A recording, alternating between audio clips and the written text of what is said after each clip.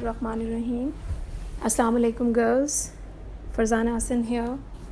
Hope you are perfectly fine, and these lectures of ours are helping you a lot in your studies, especially in these testing times. Today's lecture will be started with the literary analysis of An Old Woman of the Roads. The poem, along with its explanation, is done previous week. So today, first we'll have the literary analysis of it. We find within this poem the example of anaphora, as we find the repetition of the and the word and. It is a dramatic monologue because we find that the old woman is a character here, and she is talking about her life situations and asking and expressing her desires to God as well as to the readers. So it's a good example of dramatic monologue. The poem gives us the Catholic faith of the woman who believes in tolerance and perseverance, with the hope that everything good is going to happen to her life, and if not here in this life, then in the life hereafter. As far as the themes of the poem are concerned, again, it's a poem by an Irish poet, so the Irish struggle from the rule of powerful is quite obvious in the theme. Sufferings of poor and old people are given here. It also shows the strength of an elderly, weak and poor woman. She is strong enough to go through the sufferings of life. She has the wishes to have certain things in life, but even if those things are not there, she shows her strength within the course of the poem. Then again, the questions which will be forwarded to you soon along with the lecture on your WhatsApp group, so please do them properly as a homework. And now I would like to start the next poem, that is Time, Gentlemen, Time by Oliver St. John Gogarty. In English we pronounce Gogarty, but its UK pronunciation is Gogarty. So it's up to you what you like to call him, either Oliver St. John Gogarty or Gogarty. I would read the poem first and then I'll explain. Oh, would not life be charming could we get rid of clocks, the still ones and alarming, that break on sleep with shocks. So the poet's wish is that we should be free of clocks. Life would be more beautiful, it would be more attractive and appealing if we don't have the clocks, and every type of clocks. The clocks which are giving time silently, and the clocks which are set on alarms so that they wake us up, or they make us alert or on certain occasions. So every types of clocks should be avoided to make life beautiful. And obviously we'll have a deep and peaceful sleep if we don't have these alarm clocks, but have a constant sleep which will not be broken down by these shocks of the time. Then it would be respected and worthier far of man than when by springs directed from gold or tin can. Here springs mean it's a metal coil which is pressed and pulled, and then it again comes to its former shape. These are the small instruments which are hidden there in the machinery of clocks. If you ever have a chance to look into the machinery of the clocks, you would find it's very delicate and it has certain springs within it.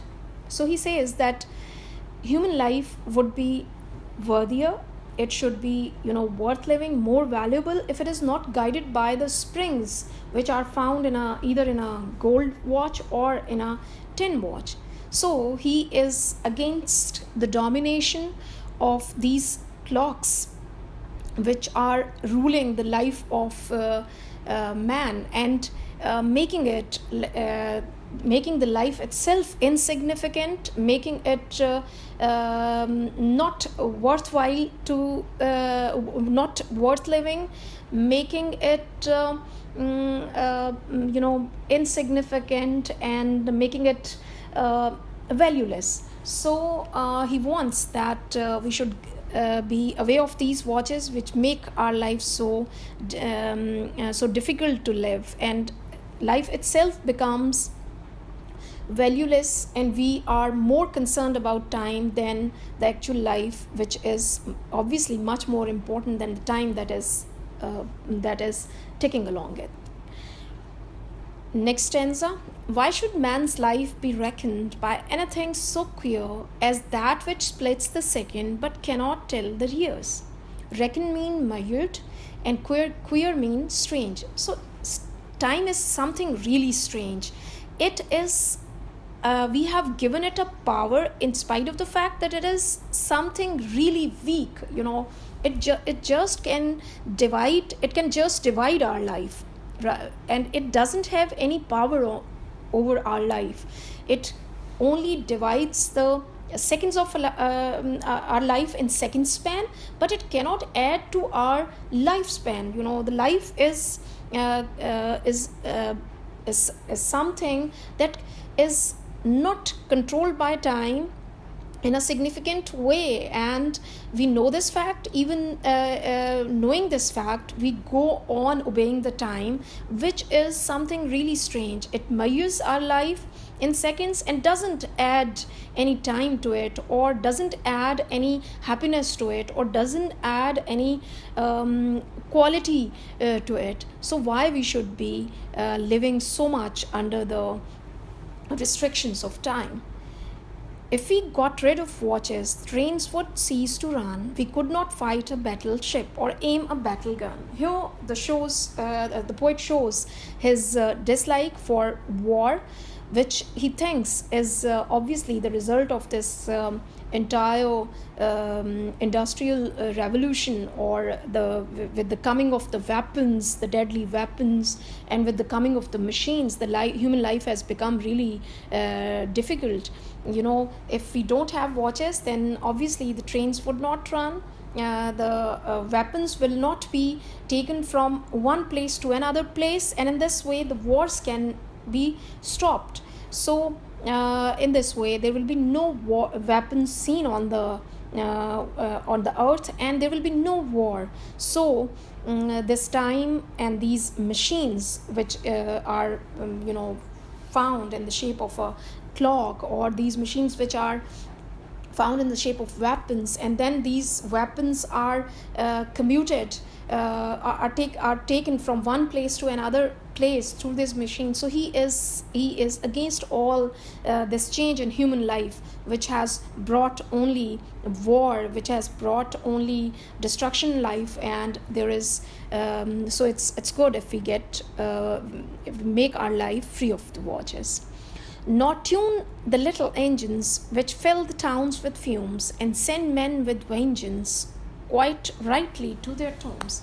So what happens? What is the use of this machinery in our life? If the weapon is used, even, and if the machinery is being used, so these weapons, or these bombs, these guns, when they fire, they also add smoke to the environment of the earth. And even the machines which are being used, like these carriages, these engines, they also leave behind themselves all the smoke. So it's something that should be avoided by the human beings in their life. They should get rid of all these kinds of machines which only send the human beings to their graves, and they don't add anything beautiful and anything peaceful to our life.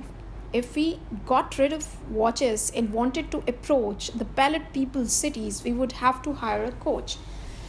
So when it is decided that man is going to get rid of the watches, or he is setting his life free of the watches, then obviously he will help all the other people who are living in the cities with really pale faces, mean they are having bad health, because most of the money that should be spent on the comforts of human life are being spent on weapons, and that's why people suffer poverty, they suffer hunger. So that's why the cities are filled with the faces which are which show poor health. Being pale, they show poor health. So in order to go and convince all other people to live this kind of life, obviously then we need a coach, we need a carriage that is driven by horses, and we will have to leave this kind of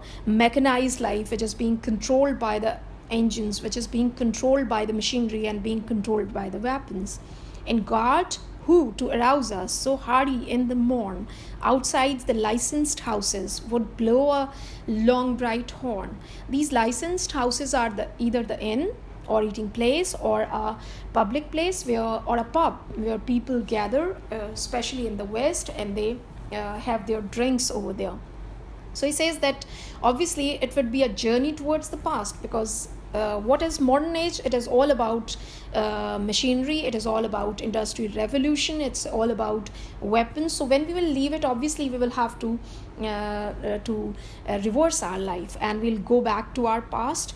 And obviously then we need to cooperate with each other. The guard here stands for the cooperation that can be created among the human beings. So then we will have to make ourselves alert of what we have to stop doing, or what we have to start doing with the help of each other. Every human being would have to be strong enough to give a call to each other, or stand outside an eating place or an inn or public house and tell that now it's time to close down such places and return towards the work of life. So in this way, the one human being would stand as a guard to another human being in his life, and he would be blowing the horn. He would be informing him that the time for his enjoyment has come to an end, and now he needs to get back to his home. He needs sleep, and then he would be ready for the next day's activities or the work of life. So in this way, man will depend rather on their fellow beings, they would depend on their fellow beings rather than watches and other machines. Our stars know not of watches, there's not a wind that whisks of mischief that time hatches when handcuffed to our wrist. NUGHT stands for not. So what he wants to say is that time cannot give the knowledge of the bad luck which will come with time. Then what is the use of wearing these watches around our wrist, because they cannot give us the real guidance how to avoid a misery in our life. So he says that these watches don't have control over our stars, over our fate. They cannot help us avoid the miseries which will come definitely with life. Whisks here means it's the third form of wit, that is to say. The third form of whist is wit. It was a verb which was used in olden times, so it's an archaic verb that means had knowledge. So time doesn't have the knowledge to save us from the miseries of life. Then what is the need of being handcuffed by the wristwatches, which are just having a control of our time and our life, but they are not bringing any beautiful or pleasant change to our life, or they are not helping us to run away from the dangers of life. So there is no use to be ruled over or to be dominated by time.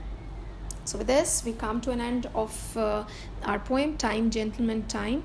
In the next lecture, we are going to do some important points about time and about this poem, and then the next poem is Young and Old. So be ready for the next poem. Allah Hafiz. Inshallah, meet you tomorrow.